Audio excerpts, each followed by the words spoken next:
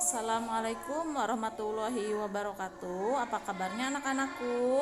Alhamdulillah ya, dalam keadaan sehat walafiat.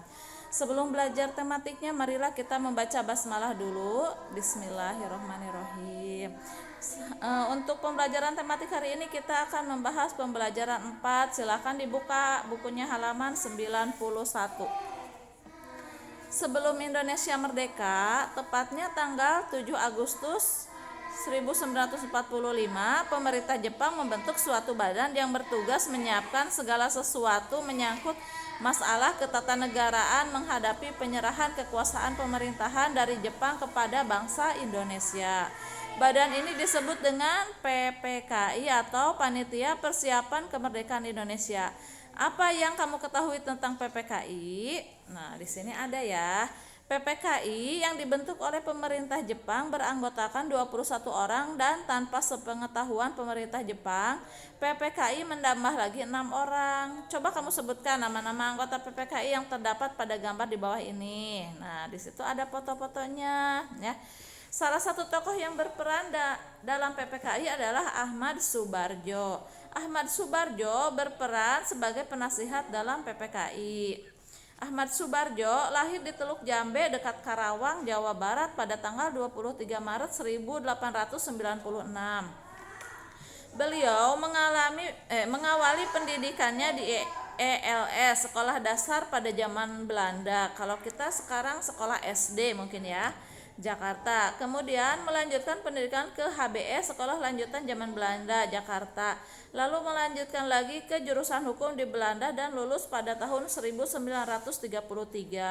Pada peristiwa Rengas Dengklok, Ahmad Subarjo berperan dalam melakukan perundingan dengan tokoh pemuda yang membawa Bung Karno dan Bung Hatta ke Rengas Dengklok. Ahmad Subarjo berhasil meyakinkan para tokoh pemuda bangsa proklamasi kemerdekaan dapat dilakukan secepatnya dengan syarat Bung Karno dan Bung Hatta dibawa kembali ke Jakarta. Ahmad Subarjo adalah Kepala Biro Riset Angkatan Laut Jepang yang dipimpin oleh Laksamana Tadashi Maeda. Karena kedekatan Ahmad Subarjo dengan Laksamana Maeda, maka rumah Laksamana Maeda dapat digunakan untuk menyusun teks proklamasi sehingga luput dari perhatian pasukan Jepang di Jakarta. Ahmad Subarjo juga berperan dalam Panitia 9 yang merumuskan Piagam Jakarta. Piagam Jakarta merupakan cikal bakal pembukaan Undang-Undang Dasar 1945. Dalam pembentukan PPKI, Ahmad Subarjo ditunjuk untuk menjadi penasihat. Ahmad Subarjo berperan aktif dalam sidang PPKI. Pada tanggal 18 Agustus 1945, Ahmad Subarjo dilantik sebagai Menteri Luar Negeri pada Kabinet Presidensial Kabinet Indonesia yang pertama dan kembali menjabat menjadi Menteri Luar Negeri sekali lagi pada tahun 1951 sampai 1952. Nah, itulah sekilas tentang Bapak Ahmad Subarjo ya. Sekarang kita proses terbentuknya NKRI. Setelah proklamasi kemerdekaan RI dibacakan pada tanggal 17 Agustus 1945 oleh Insinyur Soekarno dan oleh Dr. Andes Muhammad Hatta, para pendiri negara yang berperan dalam proklamasi kemerdekaan RI segera menyiapkan perangkat negara dan pemerintahan negara.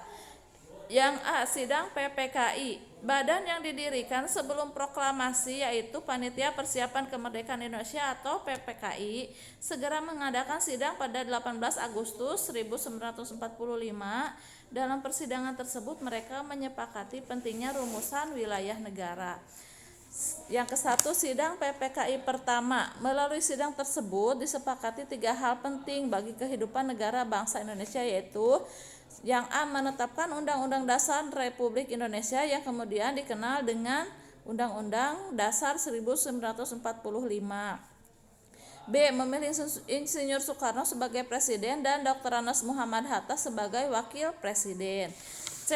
Membentuk Komite Nasional untuk membantu Presiden selama Majelis Permusyawaratan Rakyat MPR dan Dewan Perwakilan Rakyat DPR belum terbentuk. Sidang hari kedua tanggal 19 Agustus 1945 dipimpin oleh Otto Iskandar Dinata dan beranggotakan Ahmad Subarjo, Sayuti Melik, Iwa Kusuma Sumantri, Wiranata Kusuma, Dr. Amir, A.A. Hamidan, Dr. Ratulangi, dan I Gusti Ketut Pudja sebagai pengambil 3 keputusan sebagai berikut. A. Menetapkan 12 kementerian dalam lingkungan pemerintahan. B. Pembentukan Komite Nasional Daerah. C. Pembagian daerah Republik Indonesia dalam 8 provinsi, yaitu Provinsi Sumatera, Jawa Barat, Jawa Tengah, Jawa Timur, Sunda Kecil, Maluku, Sulawesi, dan Kalimantan. Dan yang keduanya sidang PPKI kedua ya. Sidang PPKI kedua diadakan pada tanggal 22 Agustus 1945. Melalui sidang tersebut ditetapkan beberapa keputusan, diantaranya sebagai berikut. Komite Nasional Indonesia atau KNI merupakan badan yang berfungsi sebagai Dewan Perwakilan Rakyat atau badan legislatif sebelum pemilihan umum diselenggarakan dan disusun dari tingkat pusat hingga daerah. Yang B. Partai Nasional Indonesia atau PNI yang dirancang menjadi Partai Tunggal Republik Indonesia namun akhirnya dibatalkan. Yang C. Badan Keamanan Rakyat atau BKR berfungsi sebagai penjaga keamanan umum bagi masing-masing daerah. Yang B. Pembentukan KNI atau Komite Nasional Indonesia. Komite Nasional Indonesia yang telah dibentuk sebagai penjelmaan tujuan dari cita-cita bangsa Indonesia dalam menyelenggarakan kemerdekaan Indonesia memiliki pengurus yang dilantik pada tanggal 29 Agustus 1945. Di tingkat daerah, Komite Nasional Indonesia Daerah, provinsi-provinsi baru seperti Sumatera, Jawa Barat, Jawa Tengah, Jawa Timur, Sunda Kecil, Maluku, Sulawesi, dan Kalimantan telah memiliki KNID. Munculnya KNID menunjukkan adanya dukungan yang luas bagi berbagai daerah di Indonesia terhadap pemerintahan yang baru terbentuk. Yang C. Pembentukan lembaga pemerintahan. Lembaga pemerintahan seperti kementerian yang diputuskan dalam sidang PPKI tanggal 19 Agustus 1945 terdiri atas 12 kementerian.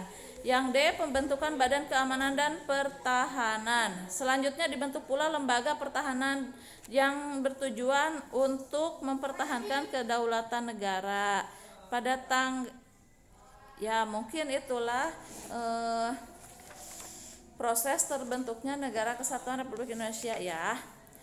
Setelah itu marilah kita beralih ke halaman 96. Di sini ada Negara Kesatuan Republik Indonesia yang telah dibentuk setelah kemerdekaan Indonesia merupakan kesatuan dari berbagai elemen masyarakat pada masa itu. Seluruh rakyat dengan keragaman sosial dan budaya saling mendukung sehingga terbentuknya NKRI. Saat ini pun bangsa Indonesia adalah dalam wadah NKRI masih memiliki keragaman sosial dan budaya. Kebudayaan yang dimiliki oleh bangsa Indonesia bukan hanya warisan turun-temurun, namun dihasilkan dari proses belajar. Kebudayaan dapat berkembang dari yang semula sederhana menjadi lebih kompleks. Hal ini dipengaruhi oleh kondisi penduduk Indonesia dalam memperoleh pengetahuan.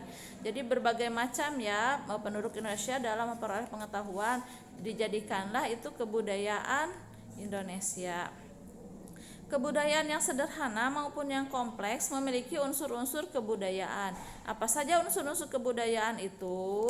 Di sini ada unsur kebudayaan yang memiliki unsur religi, unsur pengetahuan, unsur teknologi, unsur kemasyarakatan, unsur ekonomi, bahasa, dan kesenian.